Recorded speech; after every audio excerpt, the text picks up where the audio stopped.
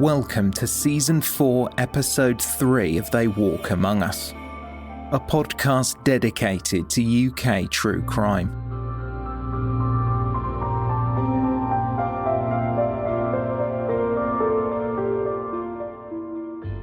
As many of you know, at the end of May we launched our new book, They Walk Among Us, and Rosanna and I would like to thank you all for the amazing response we've received. If you want to purchase a copy, you can find a link in the show notes.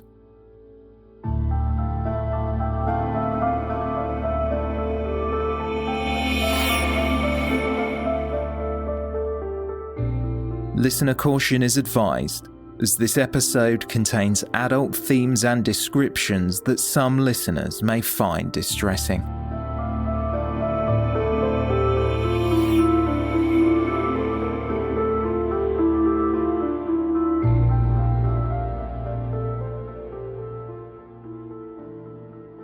In the 1980s, cases of consumer terrorism had reached a peak. You may have heard about the Tylenol murders in America. 7 people lost their lives when they consumed tablets from bottles purchased in chemists and supermarkets. They had no way of knowing the pills they swallowed were randomly laced with potassium cyanide. A few years later, the United Kingdom had its own scare when lethal contaminants were hidden in everyday products.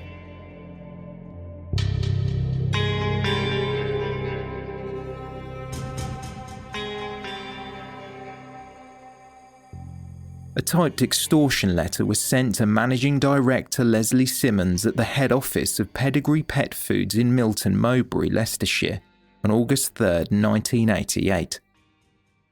Packaged with a tin of Pedigree Chum dog food, the extortion letter read, "Mr. Simmons, this is a demand to Pedigree Pet Foods to pay £100,000 a year for 5 years to prevent its products being contaminated by toxic substances. The accompanying tin of Pedigree Chum has had the contents mixed with biocides. These chemicals were selected because they are colourless, odourless, and highly toxic. If payment is not forthcoming from Pedigree Pet Foods or Mars Limited, a large number of similarly contaminated tins will appear on retailers' shelves throughout Great Britain initially. If the payment is not made, the threat will be carried out progressively. Initially, only Pedigree Chum dog food will be poisoned. When sales of the product have slumped, another will be sabotaged. If payment has not been received, the process will be repeated until payment is finally made or your company is dissolved. Its fate will then be an example to other pet food suppliers, e.g. Spillers, who were then another dog food manufacturer." It was requested the ransom be paid into 4 building society accounts which, it was stressed, had been opened fraudulently long before using fake names and addresses. Managing Director Leslie Simmons was instructed to place an advert in the personal section of the Daily Telegraph newspaper to let the extortioner know that he had received and understood the terms of the letter. It was to read, "Sandra, happy birthday, darling. Love, John."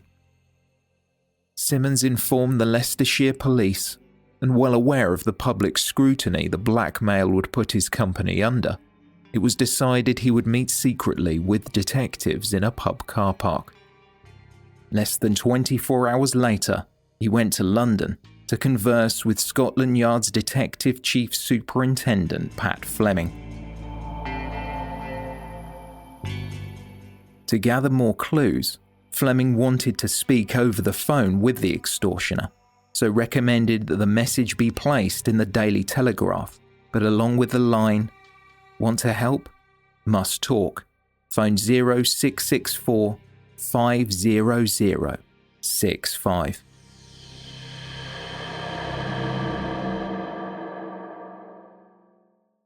Radio silence. Had the extortioner changed their mind now the police were involved? 5 weeks ticked by before Leslie Simmons opened a 3-page letter that had been typed on a printer. the writer implied that more than one person was holding Pedigree Pet Foods ransom. They voiced their disdain at the altered ending in the newspaper advert. "We have seen your pathetic attempts to deceive us in the Daily Telegraph. When are you going to realise that we are not stupid? Your ads do not provoke us into any contact we would not have made anyway, and don't assume that because you have not heard from us for a while, we have ceased with our action. We are busy in preparation for the full implementation of our threat."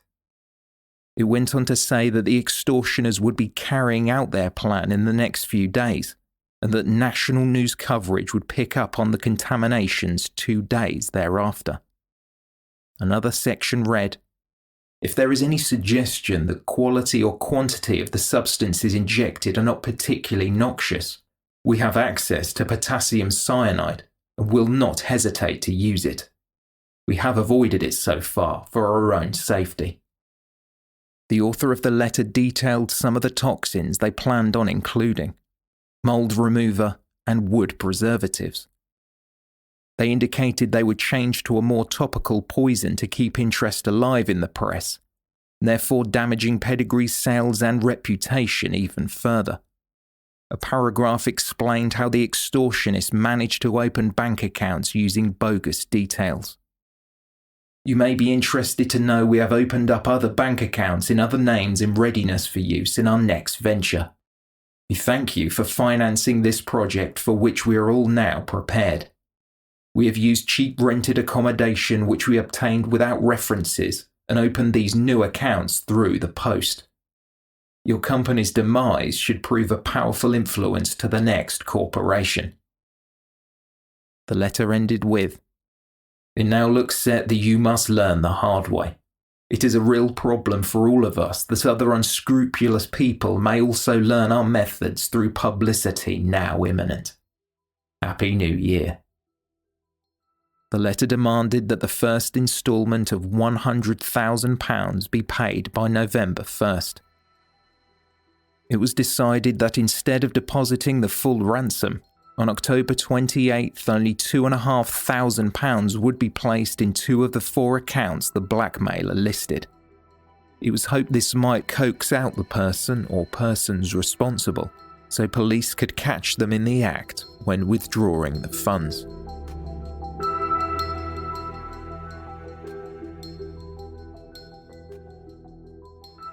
Withdrawals were made from the fraudulent accounts at cash points scattered around the country, one day in Blackpool, another in Poole. A further letter to Pedigree demanded that the ransom be increased to £150,000, and if they failed to comply, contaminated dog food would be planted around Britain. To prove it wasn't just a threat, the first can of poisoned dog food appeared.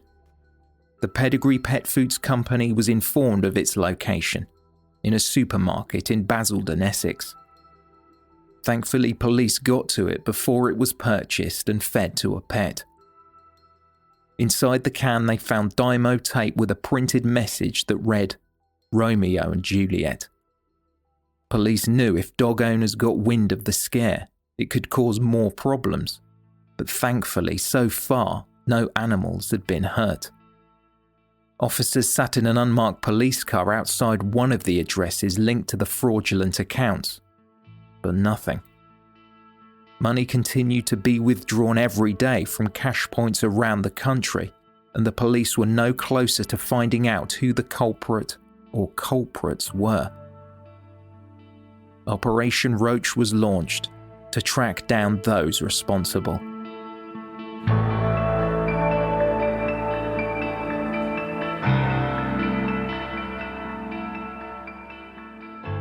By the start of 1989, the number of officers working on the case increased dramatically after Detective Chief Superintendent Fleming sought to spread the net wider, and the renamed investigation, Operation Stab, was granted further resources from Scotland Yard. Several cans of poisoned dog food had been put on the shelves of shops and supermarkets, though once again the person or persons responsible had directed the police to their location before any damage could be done. officers were brought in to undertake round-the-clock surveillance, watching numerous cash points every night. But much to their dismay, the withdrawals would soon stop altogether, and the blackmailer changed their tactics after several anonymous telephone calls were made. The caller informed the police more cans of spiked dog food had been planted up and down the country, in Royston, Cambridge, Luton and Birmingham. The contaminated tins were located by authorities, and again they were retrieved before any animals had been fed with the laced products. But things were about to get a whole lot worse.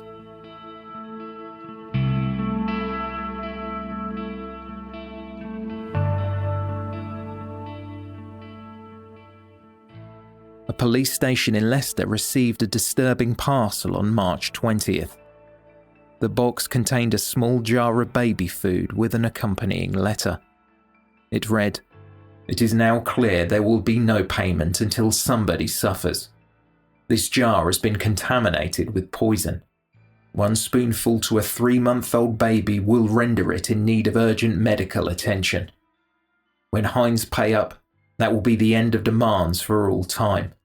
We will look for your entry, from Sandra to Bob, in the usual column on March 27th. If there is no entry indicating the accounts are each to be credited with £100,000, then we will begin." In an attempt to gather their first clue as to who the culprit might be, detectives arranged for any bank cards linked to the fraudulent accounts be retained by ATMs the next time one of them was used.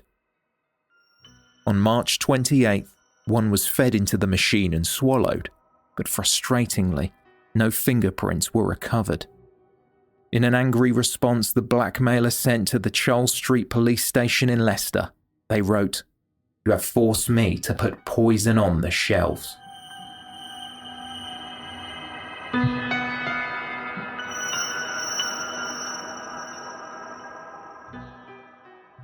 On April 7th, 1989, an unsuspecting consumer purchased a jar of baby food from her local Safeway supermarket in Rayleigh, Essex. She had bought it to feed newborn puppies. She scooped the first spoonful from the jar, and as she did, a glob of the food dropped on her hand. It started to feel hot, then burn. The puppies narrowly missed digesting food laced with caustic soda, a chemical often found in cleaning products. Their owner suffered a chemical burn from the food, which was later tested and found to be deadly enough to kill a person 27 times over. More dimotate was discovered in the jar, and it read, "Poisoned 3 more Heinz products in the store." After more cans of poisoned food were found, Heinz would receive a 2-page printed letter. The portion read, "We are about to return with a vengeance. Next time it will be potassium cyanide in your tamper-proof jars. Other Heinz products in tins will also be contaminated. If we are to be prosecuted for murder, we might as well deserve it, but we are confident we will never get caught." It threatened regular media contact to destroy the Heinz brand and went on to read, "If you pass this letter on to the police, they will not allow payment. The only way to prevent this is to pay us." Instructions were provided on how to deposit the money.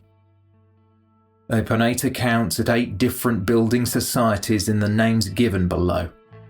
Register at 8 different accommodation addresses whose telephone numbers are supplied.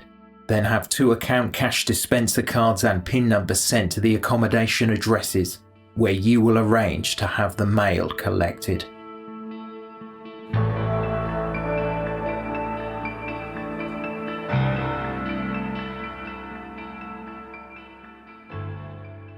On April 10th in Oxford, a 9-month-old baby, Victoria Kapok, was being spoon-fed a peach-flavoured yoghurt by her mother Helen. The pail of the yoghurt around the child's mouth suddenly turned crimson.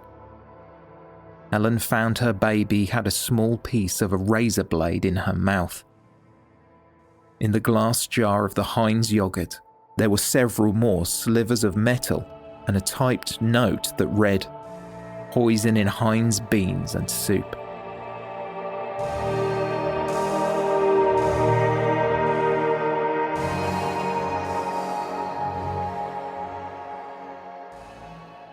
Seven months into the investigation, and there had been 2 confirmed instances of the public being harmed by the blackmailer. At the time, it was fast becoming one of the most significant police inquiries in British history. Despite a significant media blackout, to curb hysteria and avoid any potential copycat extortion attempts, the public were now aware of the scandal, as headlines like "Baby Food Murder Warning" were emblazoned across the front pages of most major newspapers. It's now clear that someone is tampering with baby food that reaches stores across the country. Glass has been found in yoghurts and other baby meals. At Safeways in London, they're checking the seals on all their jars after nationwide reports of contamination of Heinz and Cow & Gate products. More cases of contamination were reported nationwide. The government issued a common statement on developments. Home Office Minister John Patton was asked who could be behind the extortion. Someone or some people who are very evil, very demented and determined to try to cause maximum distress by preying on the fears of parents for the most vulnerable people in our society, children. And we're not going to give in to consumer blackmail and consumer terrorism in this country. After details were released in the press, there was panic. 5 babies were admitted to hospital with injuries thought to be caused by the contaminated produce from both Heinz and Cow & Gate baby products.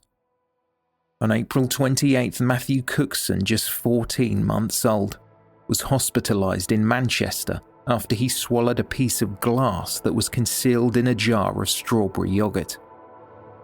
The baby was fed 3 spoonfuls before his mother Paula saw the glass. She screamed and called for the baby's father to take them to Boothby Hall Children's Hospital, where doctors feared the toddler would require surgery to remove a shard from his stomach. In another incident, an 8-month-old baby boy, Ian Reynolds, received injuries to his mouth when he consumed finely ground glass in a Cow & Gate baby dinner in Newcastle upon Tyne. Thankfully, Ian was treated in hospital with only superficial injuries. His mother Norma told the press, "I shudder to think what the consequences might have been. How could anybody do this to a little baby?"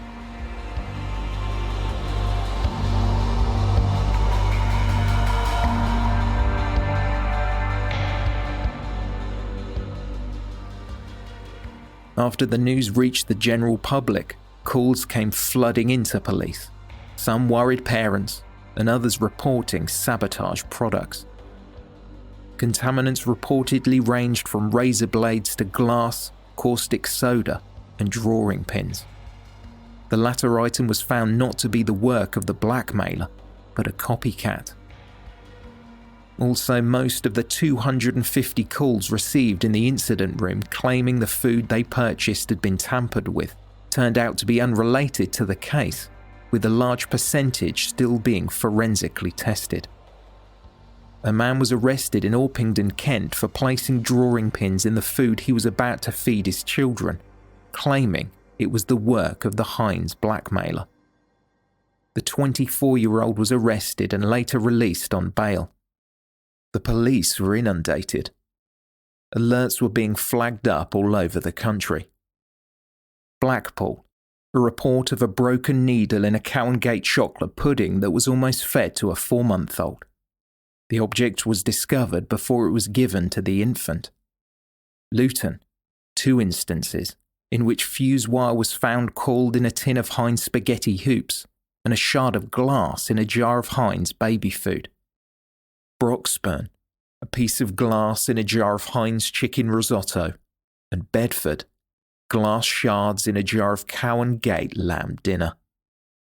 A mother who reported shards of glass in some baby food she purchased spoke to the press. Because it's a child. It's a child's life that was put at risk. Mine was lucky. The next one might not be. I don't want to see someone's child get killed. The more people that know about this now, everybody needs to know. Everybody needs to know the dangers. Stand up and shout about it. Don't let them get away with it. They should clear up all the shelves of everything until this is over and done with. Check the factory from top to bottom, because the glass is coming from somewhere. They're risking other children's lives. The second mother believed Heinz were too slow to act. What should have been done with the very first one is that all of the baby food, all of Heinz baby food, should have been withdrawn from sale until they could be 101% sure that they tracked down how it happened in the first place. I think leaving any Heinz baby products still on the shelves when they couldn't guarantee that they knew how the glass got in there in the first place, I think was a very bad mistake.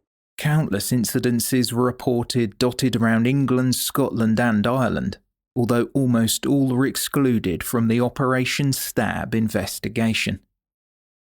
A Heinz spokesman said, "Every report of contaminated food is fully investigated by the police. So far, they have referred 5 cases to us, 2 of which are the subject of their current blackmail investigation. Since this crisis had begun, we've had everything thrown at us. It's been pandemonium. It's hardly surprising that cranks and hoaxers are getting in on the act when they are able to switch on a TV set and it's explained to them how a jar can be opened, contaminated, then resealed." The baby food's been spiked with potentially lethal materials, splinters of glass, razor blades, pins and even caustic soda. Heinz say they share the public outrage that anyone is prepared to target a victim as precious and vulnerable as a child. They say they have strict manufacturing processes but are giving no indication as to how they think the food was sabotaged. In spite of the panic gripping the nation, the companies involved refused to comply with the blackmailers' demands.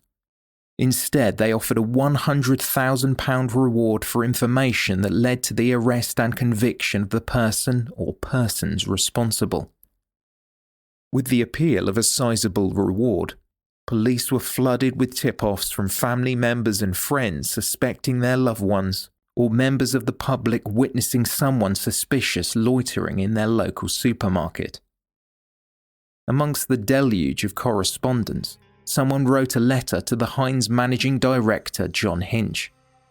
The correspondence, littered with spelling errors, mentioned, amongst other things, they believed that the culprit was a corrupt police officer. They requested the reward money be deposited in a building society account under the name Ian and Nina Fox.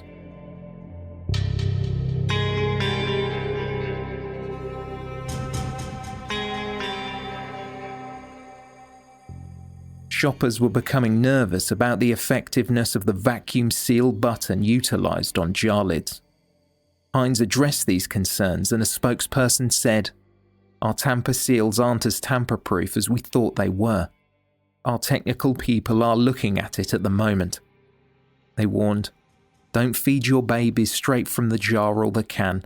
Tip the contents into a dish." I think it's extremely unlikely that there's now any parent in the country who's unaware of the fact that there have been these threats to the safety of children. And I think the precautions that parents can take are fairly straightforward. Make sure the seal of whatever kind of container it is that they've bought their baby foodstuffs in is unbroken. And then make sure that the foodstuff itself has no strange substances in it and doesn't smell odd and doesn't seem or taste peculiar. Those are simple and straightforward precautions I think that any parent can take. And obviously they've been taken all around the country. There's no child, mercifully, has been seriously injured. We are determined as a government not to give in to consumer terrorism and consumer blackmail, I can tell you that. In an attempt to put consumers' minds at rest and improve their declining sales, Heinz launched new packaging for their baby food that would see the content served in jars with a tamper-proof lid, along with a strip of shrink-wrapped plastic positioned around the seal. This would make it easier to assess if the merchandise had been opened between the factory and when it was purchased. While Sainsbury's supermarket placed warnings on their shelves, Heinz efforts proved too little too late, as other businesses including Boots, Tesco, Asda and the Co-op had already removed Heinz and Cowangate baby meals from their shelves. A spokesperson for the Co-op said, "We realise that we are going to obviously lose money, but we feel the health of the public must come before profit." The launch of this new packaging would take a few weeks for Heinz to implement, and in the meantime the company destroyed all of their old stock. Police considered this action unnecessary, considering there were so far only 2 confirmed cases of food being tampered with by the blackmailer. It was suggested both shops and supermarkets keep the baby food products behind the tills, as they were sure the jars had been contaminated while on the shelves, not in the factory. Consumers were advised to thoroughly inspect the jars on purchase and to decanter the contents into a bowl and sift through it with a utensil before feeding it to their children. Amidst the grip of the baby food panic, Chairman of Heinz Anthony J. O'Reilly flew to England to discuss the next steps with his staff. He told the press, "The security of the food manufacturing and retail industry is in jeopardy if criminals can succeed in their attempts at extortion." A representative from Heinz also spoke to a journalist. We took immediate action, and immediately all of the Heinz baby food products and all of the Gate baby food products were taken from the shelves. How much is that going to affect your business? Oh, that's of little concern at a time like this. The company spokesperson advised consumers on how to check their Heinz products. When they go to lift the seal, there's a click. Normally these vacuum sealed jars open very sort of quietly with almost a huff. Now if the seal has been tampered with, there's an actual click.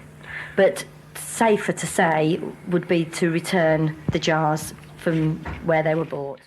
She was finally asked, "What will you say to the mothers of babies?" Bring your jars back and we'll refund your money. Feed them as you would feed yourself, taking extra precautions as recommended.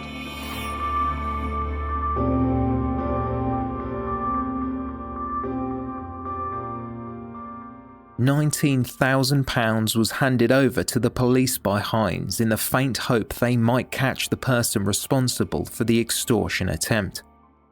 The funds were distributed into 2 building society accounts. History repeated itself as money soon began to be withdrawn from cash points across the country. The person never went into a branch to obtain larger sums of cash and made their visit to ATMs during late evenings or early mornings, avoiding potential witnesses. This method was slower but effective, and before long the withdrawals reduced the £19,000 down to £5,000. The smaller withdrawals were not due to the extortioner's cunning, but the banking system itself, as the maximum daily withdrawal permitted from an ATM was £250. Police had amounted a bill of £500,000 to pay officers overtime for staking out various ATMs in the hope that the extortioner would be spotted when making a withdrawal.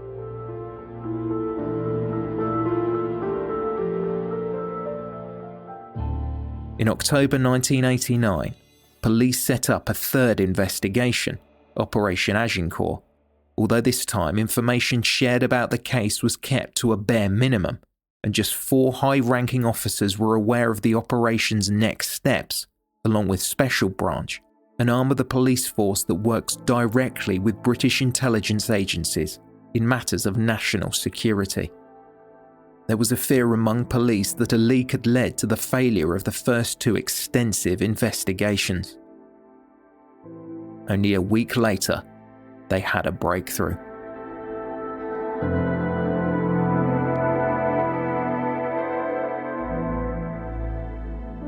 A stocky male was spotted at a cash point located outside a Woolwich Building Society in Enfield, North London. He was making the withdrawal in a dimly lit high street at 12:45 a.m. in the early morning of October 20th. The man immediately drew suspicion from the observing officers when he got out of his car and put on a motorcycle helmet before he reached the ATM. When approached, the officers told the man that he was going to be searched. He replied, "No problem, guys." Asking him why he was wearing a motorcycle helmet, he said, "It's to stop me getting wet." Rifling through his wallet, they found bank cards linked to a depositing account in the names of Ian and Nina Fox, and the suspect said, "I know what this is about, and I'm innocent."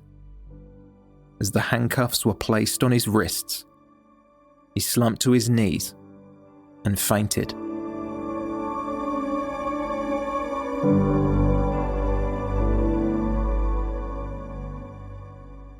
The man Scotland Yard arrested was a former colleague in his early 40s, Rodney Whichelow. A former policeman has been arrested by detectives investigating a £1 million blackmail attempt involving threats to contaminate Heinz baby foods. The man was caught trying to withdraw money from a building society cash dispenser in North London. The man is also being questioned about the alleged extortion of £22,000 from Pedigree Pet Foods last year.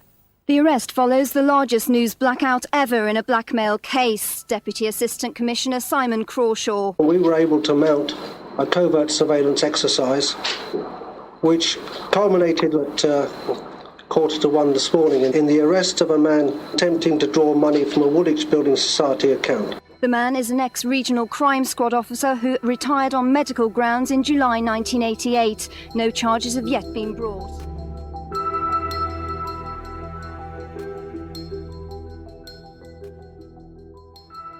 Rodney Whichelow joined the police force in 1976. The man in charge of the hunt for the blackmailer was Detective Chief Superintendent Pat Fleming, who was Whichelow's former boss in the No. 9 Regional Crime Squad in Barking, East London. Whichelow was hard to capture, partly because he was well versed in police procedures. Deputy Assistant Commissioner Simon Crawshaw said the operation was exceptionally difficult and extremely expensive.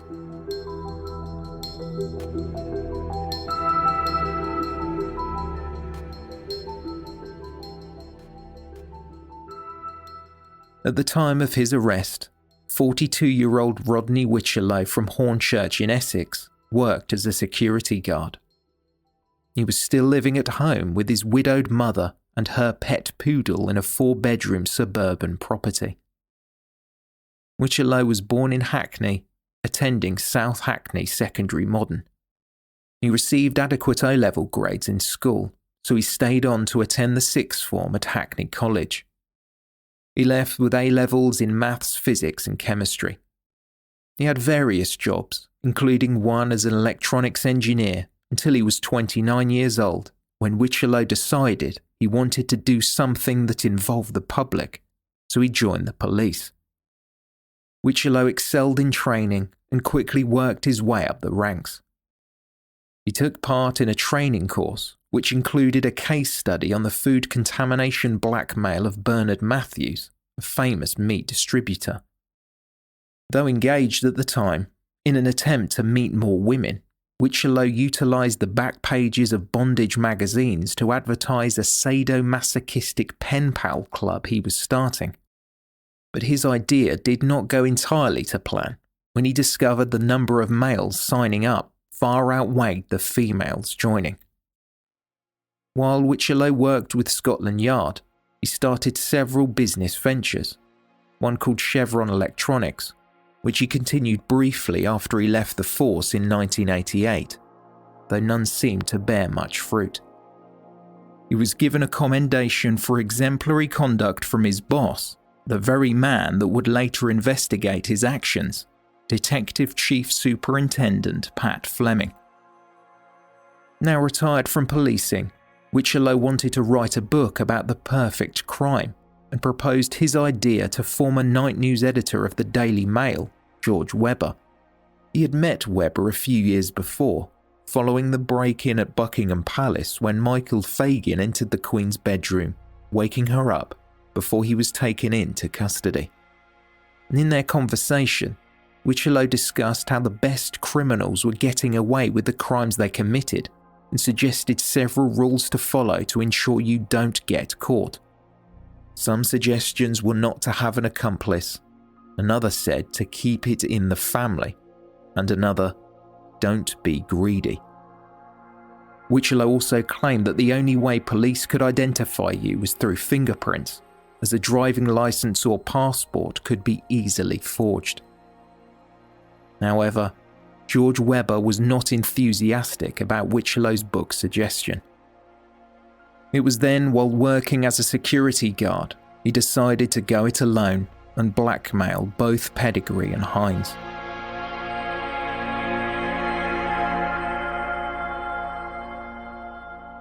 It was alleged while in custody, Rodney Whichelow told police he was fully aware of the food contamination plot because it was a topic of conversation with his ex-colleagues on the force during their evenings drinking. In addition, he had attended talks about blackmail by the Police Criminal Intelligence Division. He alleged that he was approached by someone who claimed to know the identity of the consumer terrorist, but he was cagey with police, refusing to identify the person because he was worried there was a, quote, bent copper on the force.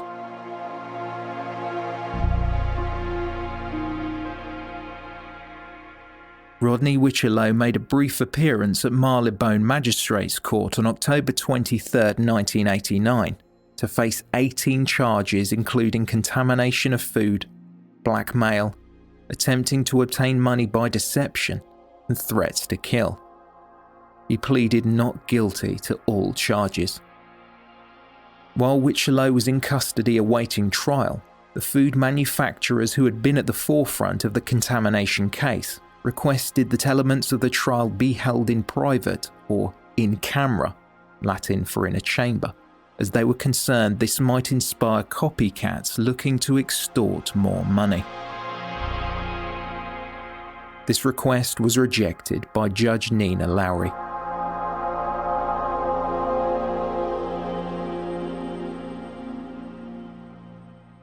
A year later, Rodney Whichelow appeared before the Old Bailey in London during October 1990. He still denied the charges against him and said that he had been implicated by two former colleagues, insisting they had set him up. He named them Chief Inspector Gavin Robertson and Detective Sergeant Steve Hobbs. Whichelow would later tell the court that he had made the withdrawal upon the request of his former colleagues to flush out the real culprit.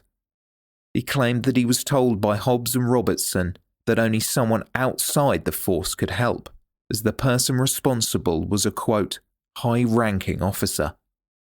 The notepad, which contained evidence of their conversation, had mysteriously disappeared, and Whichelow claimed a digital organizer which also held details of their conversation no longer functioned, as the police had let the batteries run flat after he was arrested.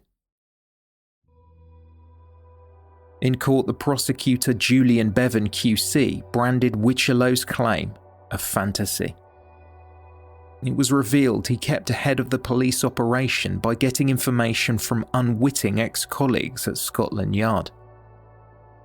He had spoken to Chief Inspector Gavin Robertson about the case before he was captured. It was heard that Whichelow had opened 4 accounts at building societies using the false names Sandra and John Norman. These accounts were used by Pedigree to deposit the money. Julian Bevan QC explained that Rodney Whichelow had withdrawn cash from bogus bank accounts up and down the country. His mobile telephone records corresponded to many of the locations where money was withdrawn from the ATMs. Reasonably rare for the late 1980s, he had a mobile phone which he used to contact his mother while making the trips to various cash points. Julian Bevan QC said Whichelow's motivation was greed and a desire to commit the perfect crime. If the plan were successful, the extortion of both Pedigree and Hines would have totaled £3,750,000. It was suggested that Whichelow had been planning the scheme for years, even when he was serving in the police force. Jurors heard about the items discovered when police searched the defendant's home. These included razor blades, a small drill, and a syringe. Whichelow had also intentionally misspelt words and incorporated grammatical errors in some of the letters he sent to the companies he was blackmailing. An example was cyanide, which he typed as SIONIDE. Julian Bevan stated, "It was a ruse to make the police believe he was an uneducated informant."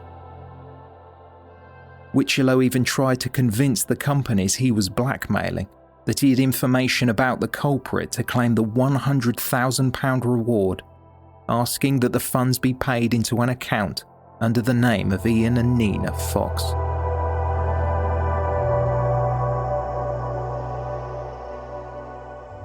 Victims of the tainted products gave witness testimony. Ellen Kapok from Oxford told the jury about the incident where her 9-month-old daughter was found with a piece of razor blade in her mouth after eating a few mouthfuls of a Heinz peach yogurt. She said, "I glanced down in the jar and saw what appeared to be shavings of metal. I immediately looked at Victoria and saw she was chewing something, and it looked like a piece of metal on her tongue. I put my finger in her mouth and pulled out what turned out to be a piece of razor blade, and there was some blood on my finger."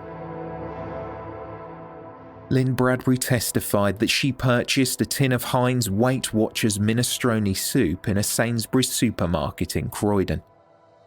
A few weeks later, in June 1989, she opened the tin and poured the contents into a saucepan to heat on the hob. As the soup began to foam and bubble, she noticed a note in the liquid. It read, "This tin has been poisoned." When tests were carried out on the soup, the contaminant was revealed to be caustic soda. The amount of poison injected into the tin can was enough to kill 5 adults. Shards of razor blades were also found in the liquid.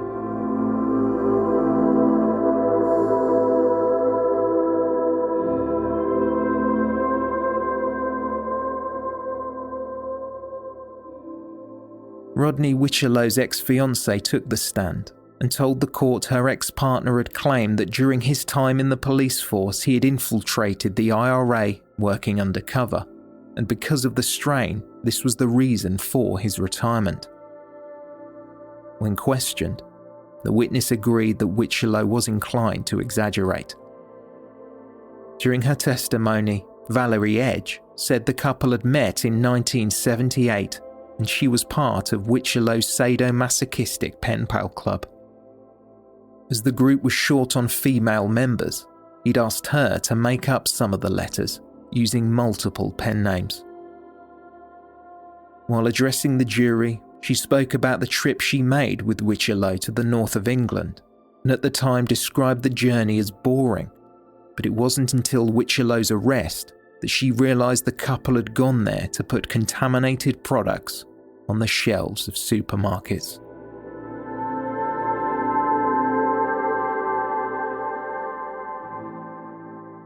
Rocktanzi QC said his client had an excellent police record and that if Wichelow was sent to prison, it would be a living hell. For his own safety, he would likely be kept alone or with inmates that are often also targeted by prisoners. These include informants, sex offenders, and former police officers.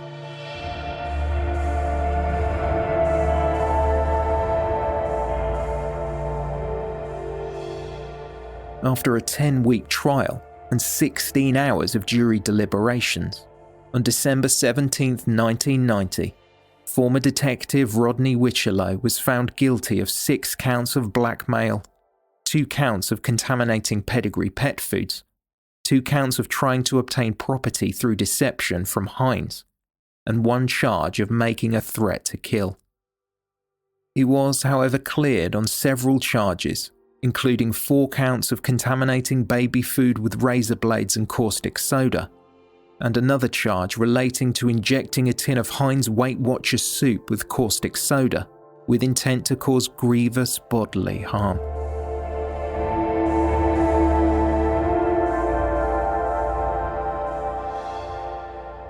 Rodney Wichelow was sentenced to 17 years in prison.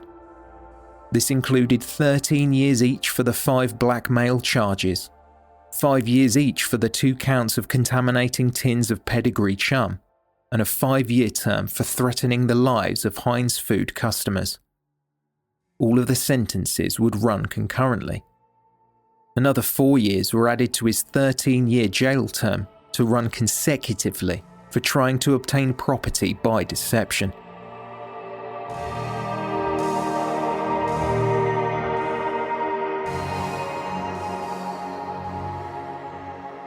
Judge Nina Lowry said Wichillow's plot showed he was cunning and persistent, with the act highlighting an evil side of his nature.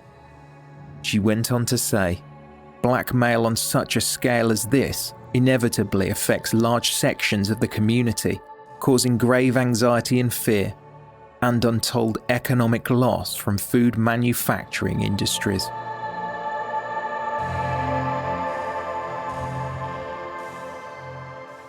After Rodney Wichillow was sentenced, a police spokesperson said, "It is impossible to describe the feelings of the regional crime detectives when the realization that the man they had been hunting for all that time, for the most wicked of crimes, was one of their own pals. The feeling of disbelief and betrayal was sickening for everyone. The police faced public scrutiny for not informing the public sooner of the risk linked to one of the nation's most popular baby foods. Their hesitation was supported by the then Home Secretary, who told a radio show that it, quote, simply encourages more cranks and crooks and puts more children in danger." Though Rodney Wichillow was captured and sentenced, his actions caused a marked decline in profits for both Pedigree and Heinz, with the incident estimated to have lost them over £100 million in sales. Heinz had also reportedly removed £30 million worth of stock from supermarket shelves, and staff at a factory in Wigan were concerned about their jobs due to the knock-on effect of the contamination. A senior spokesperson said, "The scare will do for us what salmonella did for eggs. It will take years for mothers to forget and trust us again."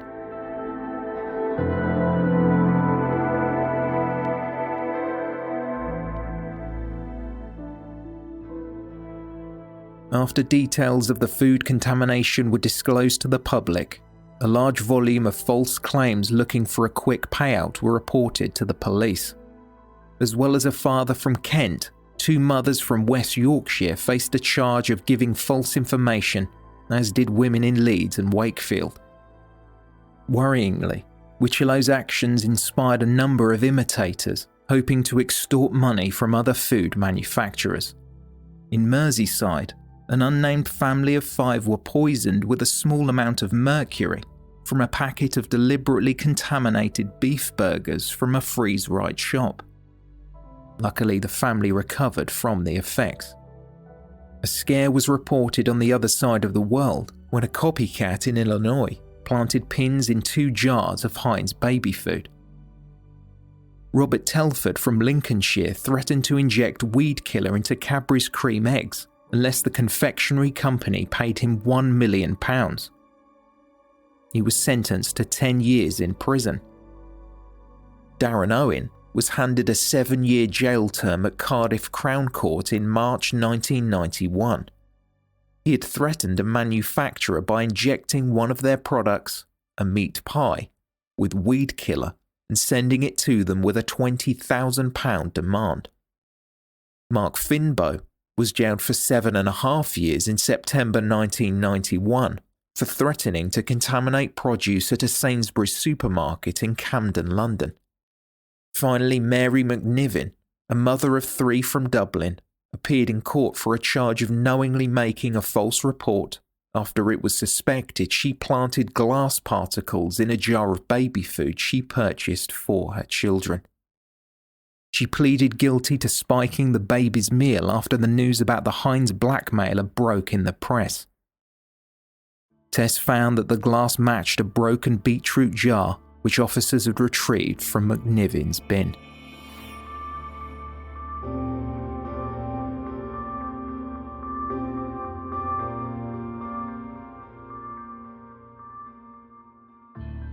Ten months after receiving his 17-year prison term, Rodney Wichillow appealed his sentence. His defence counsel argued that Wichillow's crimes were not the type of blackmail that was, quote, murder of the soul, where an individual was held to ransom. He also confirmed that Rodney Wichillow's stay in prison was indeed a living hell. The appeal judge said that Wichillow had carried out persistent and evil conduct, and they believed the sentence given was not excessive. This would be a warning to those people who might be tempted to follow in his footsteps.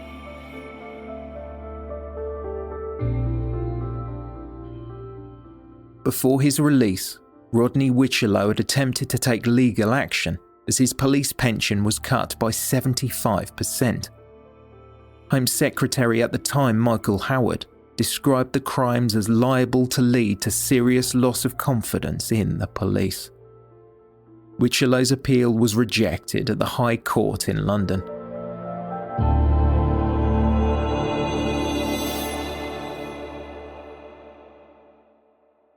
So where are we now? Rodney Wichelow was released from prison in 1998. He moved back to Essex, living with his elderly mother, and planned on setting up a computer business. At nearly 50 years old, he finally expressed remorse for his crimes and told the Sunday Mirror, "I think I have atoned. I would condemn anyone who commits such crimes. It is dreadfully upsetting. I am very, very sorry. How do you apologise to a nation?"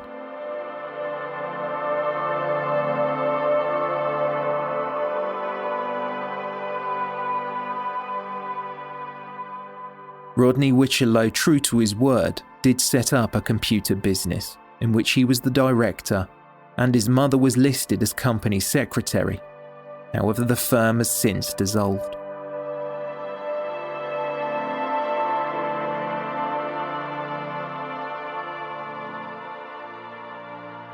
Helen Kapok, the mother who unwittingly fed her 9-month-old daughter food laced with razor blade fragments that Wichelow had planted, said of his release, "He is an evil man.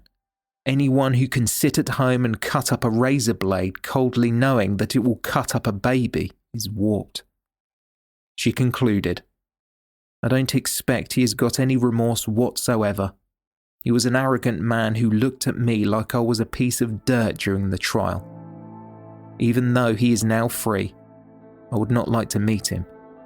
But after 10 years, the anger is gone. I wouldn't be frightened of him."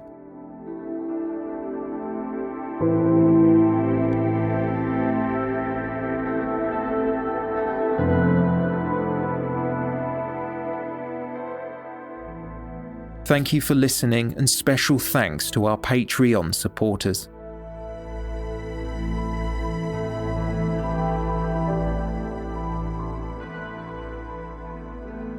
For more information, please visit theywalkamonguspodcast.com.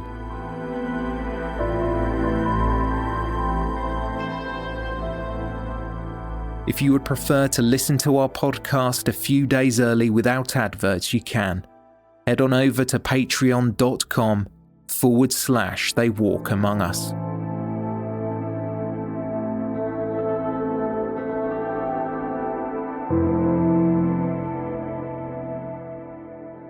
Make sure you subscribe on Apple Podcasts or your favourite podcast provider.